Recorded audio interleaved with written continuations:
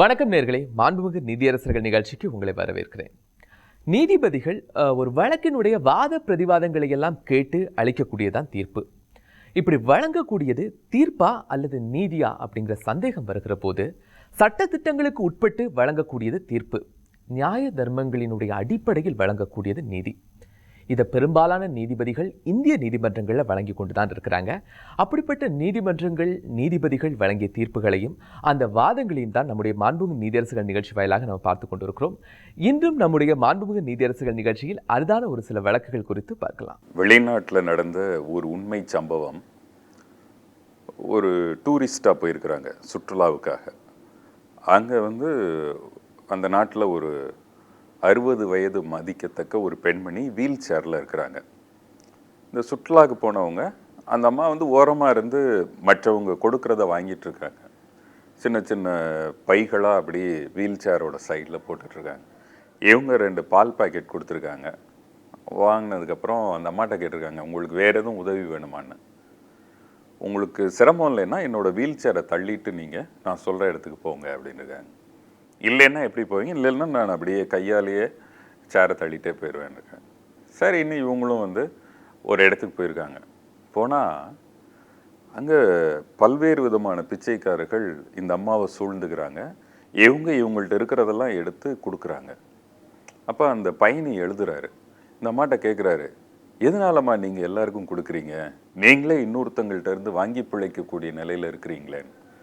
இல்லை, மற்றவர்கள் எனக்கு உதவுகிறார்கள், நான் என்னால் இயன்றவரை இவர்களுக்கு உதவுகிறேன். இது யாரோ எவரோ அவங்களுக்குள்ளேயே இந்த மாதிரி ஒரு உதவி மனப்பான்மை இருக்குது. அப்போ பெற்றோர்களை பராமரிப்பதில் பிள்ளைகள் எவ்வளவு ஜாக்கிரதையாக இருக்க வேண்டும் அப்படின்றத இந்த சம்பவம் உணர்த்தது. ஒரு தடவை விவேகானந்தர் அவர்கள் பேசும்போது சொல்கிறார், அயல்நாட்டில் ஒரு கதை. அதில் ஒரு பையன் கஷ்டப்பட்டு உழைச்சி முன்னேறி அந்த காசை வச்சு தன்னோட அம்மாவை காப்பாற்றுறான். ஆனால் இந்திய நாட்டில் இருக்கக்கூடிய ஒருவனுக்கு இந்த கதை எந்த விதத்துலேயும் முக்கியத்துவம் இல்லாதது. ஏன்னா தாயை காப்பாற்றுவது கடமை, இதில் என்ன அதிசயம் இருக்குது அப்படின்னு அவன் நினைப்பான் அப்படின்னு சொல்கிறாங்க. அது ஒரு காலம். இப்போ காலம் மாறிப்போச்சு. இங்கே ஒரு வழக்கு பிள்ளை தன்னை கவனிக்கவில்லை அப்படின்னு சொல்லி அவன்கிட்ட ஜீவனாம்சம் தரக்கோரி பெற்றோர் வழக்கு தொடர முடியுமா? இதை பற்றி மக்கள் சொல்வதையும் நீதிமன்றம் சொன்னதையும் இப்போது பார்க்கலாம். ஜீவனாம்சம் பெறலாம், இதற்கு சட்டம் அடிப்படையாக கூறுகிறது. அப்படி அவர் தரவில்லை என்றால் அவருடைய சம்பள பணமோ அல்லது அவருடைய சொத்தில் இருந்தால் அவங்களுக்கு பெறுவதற்கு உரிமை உண்டு.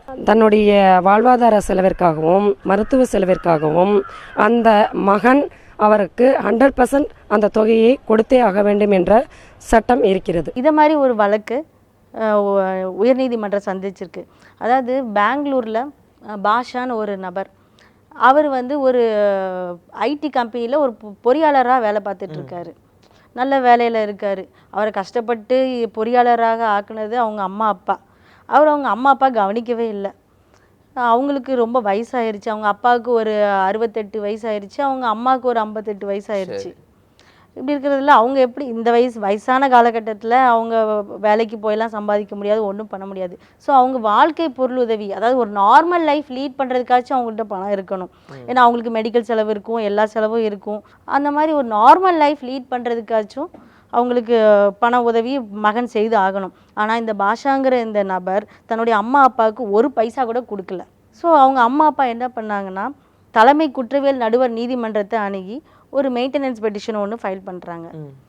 எந்த சட்டத்துக்கு கீழே ஃபைல் பண்ணியிருக்காங்கன்னா, பெற்றோர் மற்றும் மூத்த குடிமக்கள் பராமரிப்பு மற்றும் நல்வாழ்வு சட்டத்தின் கீழே ஒரு பெட்டிஷன் ஒன்று ஃபைல் பண்ணி, இந்த மாதிரி எனக்கு வாழ்க்கை பொருளுதவி எனக்கும் என் மனைவிக்கும் வேணும், நாங்கள் ரொம்ப கஷ்டப்படுறோம், எங்கள் மகன் எங்களுக்கு எதுவுமே கொடுக்கல, எங்களை பராமரிக்கிறதுக்கு ரொம்ப கஷ்டமாக இருக்குன்னு சொல்லி ஒரு பெட்டிஷன் ஒன்று ஃபைல் பண்ணுறாங்க. அதை விசாரித்த நீதிபதி அதை மாதிரியே அவங்களுக்கு உத்தரவு வழங்கி ஒரு மாதம் 4000 ரூபாய் இந்த மகன் அவங்க பெற்றோருக்கு கொடுக்க வேண்டும் அப்படின்னு சொல்லி ஒரு உத்தரவு பிறப்பிச்சாங்க. ஆனால் அந்த பையன் அதை கூட கொடுக்காம அவர் உயர்நீதிமன்றத்தில் ஒரு சீராய்வு மனுவை தாக்கல் செய்கிறாரு. ஆனால் அந்த சீராய்வு மனுவை விசாரித்த மாண்புமிகு நீதியரசர் திரு எஸ் மணிக்குமார் அவர்கள் என்ன சொல்லியிருக்காங்கன்னா, வயதானவங்களை பாதுகாக்கிற சட்டம் தான் இந்த பெற்றோர் மற்றும் மூத்த குடிமக்கள் பராமரிப்பு மற்றும் நல்வாழ்வு சட்டம்ங்கிறது. ஸோ அவங்களோட ப்ரொடெக்ஷன் வந்து ரொம்ப முக்கியம். ஸோ அதனால் நீங்கள் கீழமை நீதிமன்றத்தில் என்ன உத்தரவு பிறப்பிச்சிருக்காங்களோ, இவ்வளோ நாள் நீங்கள் கொடுக்கல அந்த பணத்தை, அது மொத்தமாக சேர்த்து 2,96,000 ரூபா நீங்கள் உங்கள் அம்மாவுக்கு கொடுத்துருங்க, உங்கள் அம்மா பெற்றோர்களுக்கு கொடுத்துருங்க. கொடுத்துட்டு அதுக்கப்புறம் நீங்கள் நீதிமன்றத்துக்கு வாங்கன்னு சொல்லி ஒரு இடைக்கால உத்தரவு பிறப்பிச்சிருந்தாங்க. இவர் அந்த தொகையை செலுத்தவே இல்லை. செலுத்தாமல் மறுபடியும் நீதிமன்றத்துக்கு வரும்போது நீதிமன்றத்தில் மாண்புமிகு நீதியரசர் என்ன சொல்கிறாங்கன்னா, நான் வந்து 2,96,000 ரூபாயை நீங்கள் உங்கள் பெற்றோருக்கு கொடுத்தால்தான் இந்த வழக்கை சமரச தீர்வு மையத்துக்கு அனுமதிப்பேன் அப்படின்னு நான் சொல்லியிருந்தேன். ஆனால் நீங்கள் உங்கள் அம்மா அப்பாவுக்கு அதை கொடுக்கறது கூட உங்களுக்கு மனசு வரல. மாதம் 4,000 ரூபாயும் நீங்கள் கொடுக்கல இடைப்பட்ட காலத்தில். ஸோ இப்படி தன்னை பெற்று வளர்த்து தன்னை ஒரு பொறியாளராக உருவாக்கிய பெற்றோரை கவனிக்காத இந்த மகனுடைய மனுவை இந்த நீதிமன்றம் ஏற்க விரும்பவில்லைன்னு சொல்லிட்டாங்க. அப்போ நீதிமன்றத்திலே வந்து இவரோட செயல்பாடுகளை பார்த்தீங்கன்னா அதுவே நீதிமன்றத்திலே ஏற்றுக்கல அவங்க. ஸோ அவங்க என்ன சொல்கிறாங்கன்னா, பெற்றோர்களை பாதுகாக்க வேண்டிய முழு பொறுப்பு அந்த பிள்ளைகளுக்கு இருக்கு. இந்த மாதிரி நேரத்தில் அந்த பையன் 4,000 ரூபாய் கொடுக்கல அப்படின்னா நீதிமன்றம் என்ன மாதிரியான ஆக்ஷன் எடுக்கும்? ஆக்சுவலாக இந்த பையன் சீராய்வு மனுவை தாக்கல் செஞ்சுருக்காங்க இல்லையா, இதை நிராகரிச்சிட்டாங்க உயர் நீதிமன்றத்தில்.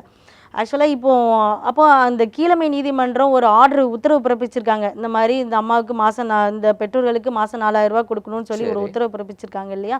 இந்த உத்தரவை அந்த பெற்றோர்கள் வந்து, அந்த பையன் எங்கே இருக்கான், இவர் பெங்களூரில் இருக்கார், பெங்களூர் இருக்கும்போது அங்கே இருக்கிற தீர்ப்பாயத்துக்கு சென்று இந்த ஆர்டர் அங்கே கொடுத்து அதை எக்ஸிக்யூட் பண்ண சொல்லணும். அவங்க அந்த ஆர்டரை பரிசீலித்து இந்த மாதிரி இவங்க யாருக்கு எதிராக அந்த ஆர்டர் பாஸ் ஆகிருக்கும், அந்த மகனுக்கு எதிராக பாஸ் ஆகிருக்கு இல்லையா அந்த ஆர்டர், அதனால் அந்த மகன் வந்து உரிய காலகட்டத்துக்குள்ளே அந்த தொகையை அவங்க பெற்றோர்களுக்கு செலுத்தணும் அப்படின்னு சொல்லி ஒரு ஆர்டர் பாஸ் பண்ணுவாங்க. அதையும் அந்த பையன் செய்யலைன்னா குற்றவியல் விசாரணை முறை சட்டத்தில் ஒரு ஆர்டர் எப்படி பாஸ் பண்ணுவாங்களோ அதே தன்மையை கொண்டது தான் இந்த பெற்றோர் மற்றும் மூத்த குடிமக்கள் நல்வாழ்வு சட்டத்தின் கீழ் பாஸ் பண்ணுற ஆர்டரும் அதுக்கு இணையாக தான் இது. ஸோ இந்த சட்டத்தின் கீழ் பாஸ் பண்ண ஆர்டர் வந்து ஒரு குற்றவியல் விசாரணை முறை சட்டத்தில் ஒரு ஆர்டர் பாஸ் பண்ணி அதை எப்படி எக்ஸிக்யூட் பண்ணுவாங்களோ அதே மாதிரி தான் இந்த இதில் அந்த ஆர்டரை அவர் வந்து ஃபாலோ பண்ணலைன்னா, அவங்க தாய் தகப்பனுக்கு மெயின்டெனன்ஸ் ப்ராப்பராக கொடுக்கலன்னா அதே மாதிரி தான் எக்ஸிக்யூட் பண்ணணும். அதாவது இப்போ அவர் வந்து கொடுக்கலன்னா, இப்போ ஒரு மாதம் அவர் டிஃபால்ட் பண்ணிட்டாருன்னா 1 மாத சிறை தண்டனை, இல்லாட்டி அரெஸ்ட் பண்ணி சிறை தண்டனை கொடுக்கலாம். அதுக்கப்புறம் அவர் கட்டிட்டாருன்னா கண்டினியூஸாக கட்டிட்டு வரணும். இது குற்றவியல் உத்தரவா இருக்கும்போது மட்டும்தான் சிறை தண்டனையா? ஒருவேளை சிவில்ல இருந்து ஒரு உத்தரவு இந்த மாதிரி கொடுத்துருந்தாங்கன்னா சிறை தண்டனை கிடையாதா? சிவில்ல இருந்து கொடுத்துருந்தாங்கன்னா அது எப்படின்னா, அந்த பையனோட ப்ராப்பர்ட்டியை வந்து, அதாவது ப்ராப்பர்ட்டிஸ் இருந்து அதை அட்டாச் பண்ணலாம், இல்லைன்னா அவர் சேலரி அட்டாச் பண்ணி அதுலேருந்து மாதம் மாதம் பணம் கொடுக்க சொல்லலாம், அப்படியும் பண்ணலாம். அதாவது உரிமையில் வழக்குகளில் வர்றது அப்படி தான். அந்த வகையில் மெயின்டெனன்ஸ்னால் ஹஸ்பண்டோட, அதாவது யூஸ்வலாக வந்து ஹஸ்பண்டோட சேலரி அட்டாச் பண்ணுவாங்களே, அதை மாதிரி இந்த பையனோட சேலரி அட்டாச் பண்ணலாம், அதுவும் பண்ணலாம். குற்றவியல் முறைப்படியும் இதை எக்ஸிக்யூட் பண்ணலாம். அதனால் மாண்புமிகு நீதியரசர் திரு மணிக்குமார் அவர்கள் ஒரு அருமையான உத்தரவை பிறப்பித்தார். சில சமயம் ஒரு வார்த்தையை எடுத்துட்டு இந்த வார்த்தை எந்த நூற்றாண்டில் தோன்றியது, எப்போ பயன்பாட்டில் வந்தது அப்படின்னு அதனுடைய காரணத்தை ஆராயும் போது இந்த வார்த்தைக்கான மூல பொருள் என்ன அப்படின்னு தெரிஞ்சிடும். இப்போ ஒரு விஷயம் கிட்னாப் அப்படின்னு சொல்கிறாங்க. இப்போ யாரை கடத்திட்டு போனாலும் அந்த வார்த்தையை அப்படி தான் சொல்லுவாங்க. ஒரு ஆணை கடத்திட்டு போனாலும், பெண்ணை கடத்திட்டு போனாலும், யாரை கடத்தினாலும் கிட்னாப் பண்ணிட்டாங்க அப்படின்னு சொல்லுவாங்க. ஆனால் அதில் உள்ள கிட் அப்படின்ற வார்த்தை குழந்தையத்தானே குறிக்குது. கிட் அப்படின்னு சொல்கிறது குழந்தையை குறிக்குது. இந்த வார்த்தை வந்து கிட்டத்தட்ட 17ஆவது நூற்றாண்டில் தான் புழக்கத்துக்கு வருது. அப்போ வந்து ஒரு குறிப்பிட்ட காலனிக்கு அமெரிக்காவில் குழந்தைகளை கடத்திட்டு போய் அவங்கள அங்கே வீட்டு வேலைக்கு சேர்த்து விட்டுருவாங்க. இப்படி குழந்தைகளை கடத்தி கொண்டு போய் சேர்க்கிறதுனாலேயே இந்த கடத்துதலுக்கே கிட்னாப் அப்படின்னு பேர் வந்துருச்சு. இப்போ வந்து இளம்பெண் கடத்தப்பட்டது அப்படியே கூட நம்ம வந்து கிட்னாப்பிங் அப்படின்னு தான் சொல்கிறோம். இது ஆங்கிலத்தில் குழந்தைகளை கடத்தியதால் வந்த வார்த்தை. தமிழில் அந்த வார்த்தை வந்து கடை என்ற வேர் சொல்லிருந்து வருது. கடவுள், கடவுள் அப்படின்னு வருது. உள்ளே கடந்து போனேன்னா கடவுளை பார்க்கலாம் அப்படின்னு. கடவுச்சீட்டு, பாஸ்போர்ட் அப்படி சொல்லுவாங்க. அது மாதிரி கடத்தல் அப்படின்ற வார்த்தை ஆங்கிலத்தில் வந்ததுக்கு குழந்தைகள் கடத்தப்பட்டது காரணம். இங்கே ஒரு வழக்கு, ஒரு பெண்ணை கடத்திடுறாங்க. அதில் எதிரிக்கு தரப்பட்ட தண்டனை எந்த சூழ்நிலையில் குறைக்கப்படலாம்? இதை பற்றி மக்கள் சொல்வதையும் நீதிமன்றம் சொன்னதையும் இப்போது பார்க்கலாம். அந்த பையன் வந்து எந்த ஒரு கெட்ட எண்ணத்திலையும் கடத்தல, ஒரு நல்ல எண்ணத்தின் அடிப்படையில் வந்து அந்த பொண்ணுக்கு பாதுகாப்பு அளிக்கணும் அப்படின்ற எண்ணத்தில் வந்து கூட்டி போயிருந்தா அப்படி நிரூபிக்கப்பட்டார்னா அவருக்கு வந்து தண்டனை குறைச்சி கேட்கலாம்.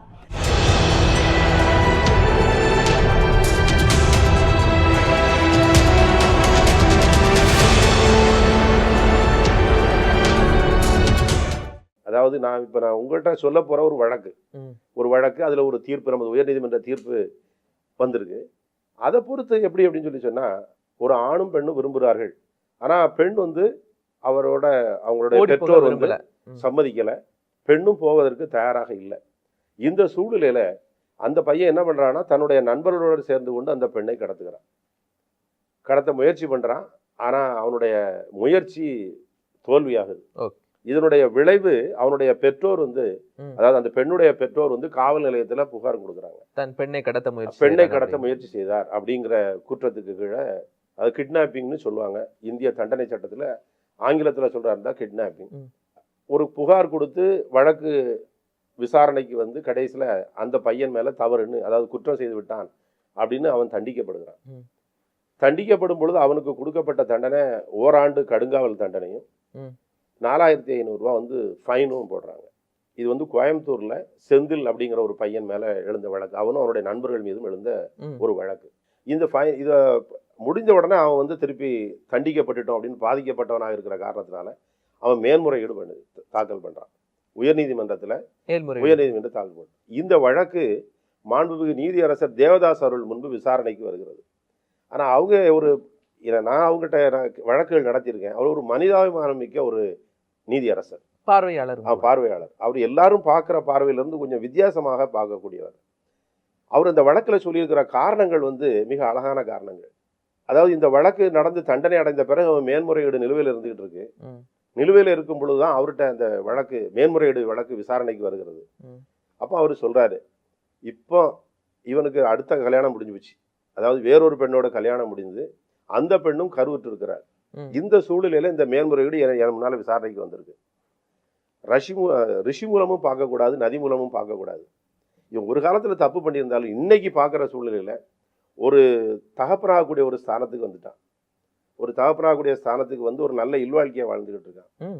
இவனுக்கு போய் அந்த ஓராண்டு கடுங்காவல் தண்டனை கொடுக்கறதுங்கிறது வந்து நல்லது இல்லை. கடந்த காலம் எப்படி இருந்தாலும் இனிமேல் நல்லா வாழணும்னு அவன் நல்லா வாழ்ந்துகிட்டு இருக்கான். அவன் எந்த தப்பும் பண்ணலை. அப்படி இருக்கின்ற பொழுது அவனுக்கு ஏற்கனவே போட்ட ஃபைனோட போகட்டும், ப்ளஸ் ஏற்கனவே அவன் இந்த இடைப்பட்ட, அதாவது குற்றம் செய்ததாக சொல்லப்படக்கூடிய காலத்தில் அவன் ஜெயிலில் இருந்திருக்கிறான். அதாவது ஒருத்தன் தப்பு பண்ணால் உடனே போலீஸ் ஜெயிலில் போட்டிருப்பாங்க. பிறகு பெயில் கிடைச்சா தான் அவன் வெளியே வர முடியும். இந்த காலகட்டத்தில் அவன் ஒரு 43 நாட்கள் அவன் ஜெயிலில் இருந்திருக்கான். அந்த 43 ஆண்டு ஜெயிலே போதும், அவனுக்கு ஓராண்டு காலம் ஜெயில் தேவையே கிடையாது. ஏன்னா அவனுடைய முன் சரித்திரத்தையும் பின்னால் உள்ளதையும் பார்க்கும் பொழுது மிக நல்லவனாக இருக்கிறான். அதனால இந்த தண்டனையே அவனுக்கு போதும் அப்படின்னு சொல்லி நமது மாண்புமிகு நீதியரசர் தேவதாஸ் அவர்கள் அப்படி ஒரு வழக்கில் ஒரு ஒரு குற்றம் செய்துட்டாரு ஒரு குற்றவாளி அப்படிங்கும் போது அவருடைய ப்ரொஃபைலும் ஆஃப்டர் ப்ரொஃபைல் ரெண்டு பார்த்து இவர் நல்லவர் அப்படின்னு நம்ம எப்படி பொதுவாக டிசைட் பண்ண முடியும்?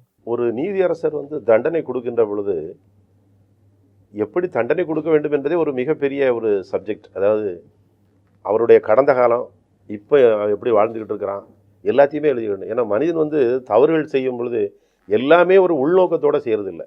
ஒரு சில தவறுகள் மட்டும்தான் உள்நோக்கத்தோடு, அதாவது லாபம் சம்பாதிக்கணும் அல்லது வேறு கொலை பண்ணணும் அப்படிங்கிறதுலாம் உள்நோக்கத்தோடு செய்யக்கூடியது. அநேகமான தவறுகள் வந்து சூழ்நிலை கைது, கோபத்தின் அடிப்படையில் அல்லது வேற குடும்ப சூழ்நிலைகள் வந்து வேற மாதிரி இருந்திருக்கலாம். ஸோ இதெல்லாம் வந்து தான் சொர்மா சொல்லி இந்த தண்டனை சட்டங்கள்னு சொல்லக்கூடியது, லா ஆஃப் பீனாலஜின்னு சொல்லுவாங்க. அதில் வந்து ஒரு தண்டனையை கொடுக்கறதுக்கு முன்னால் அதெல்லாம் பார்க்கணும். அந்த மனிதனுடைய பின்புலம் எப்படி, அவன் வாழ்ந்த சூழ்நிலை எப்படி, இப்போ எப்படி வாழ்ந்துக்கிட்டு இருக்கிறான், இப்படி வாழ்கிறவனும் ஒழுக்கமாக இருந்திருக்கிறான் எல்லா காலங்கள்டையிலையும். அதாவது இந்த குறிப்பிட்ட தண்டனை அதாவது குற்றம் செய்வதற்கு முன்னால் அவன் ஒரு ஒழுக்க சீலனாக இருந்திருக்கான். தெரிந்தோ தெரியாமலோ ஒரு தவறுது செய்கிறான். அதற்கப்புறமா அவன் வந்து ஒரு நல்ல மனிதனாக வாழ்ந்திருக்கிறான். அப்படிங்கும் பொழுது எப்படி சிறை தண்டனையில் வந்து குறைக்கிறாங்களோ, நல்லா ஒழுங்காக இருந்திருக்கான் அதனால் ஆயுள் தண்டனைனால அவனை குறைச்சி சீக்கிரம் வெளியே விடுன்னு சொல்கிறாங்களோ, அதே மாதிரி தான். ஸோ தண்டனை அப்படிங்கிறது ஒரு மனிதனுக்கு வாழ்க்கையில் நிரந்தரமாக ஒரு மிகப்பெரிய ஒரு சுமையாக இருக்கக்கூடாது. காலத்திற்கு திருந்துவதற்கான ஒரு வாய்ப்பு திருந்துவதற்கு ஒரு வாய்ப்பு கொடுக்க வேண்டும். இந்த மனிதனை பொறுத்த அளவில் அவர், அதாவது நீதியரசர் தேவதாசுக்கு இவருடைய வாழ்க்கையினுடைய பின்புலன்களை எடுத்துக்கொண்டு பார்க்கின்ற பொழுது இவர் ஒரு நல்ல மனுஷனாக இருந்திருக்கான். கட்டாயத்தின் சூழ்நிலையில் ஒரு தவறு பண்ணியிருக்கான், அதுக்காக அவனை தண்டிக்கக்கூடாது. ரெண்டாவது, அவனை நம்பி இப்போ ஒரு மனைவி, ஒரு குழந்தை, அது இப்போ கருவில் இருக்கா, அதெல்லாம் இனிமேல் பின்னால் அவனுக்கு டிபெண்டன்ஸ், அதாவது அவனை நம்பி வாழக்கூடிய உயிர்கள். ஸோ இது எல்லாமே இவன் செய்த ஏதோ தெரிந்தோ தெரியாமலோ செய்த ஒரு தவறுக்காக அவர்களும் தண்டிக்கப்படக்கூடாது அப்படிங்கிற ஒரு நோக்கத்தை தான் மனதில் வச்சு நீதியரசர் அவர்கள் அப்படி ஒரு தீர்ப்பு வழங்கியிருக்கிறார்.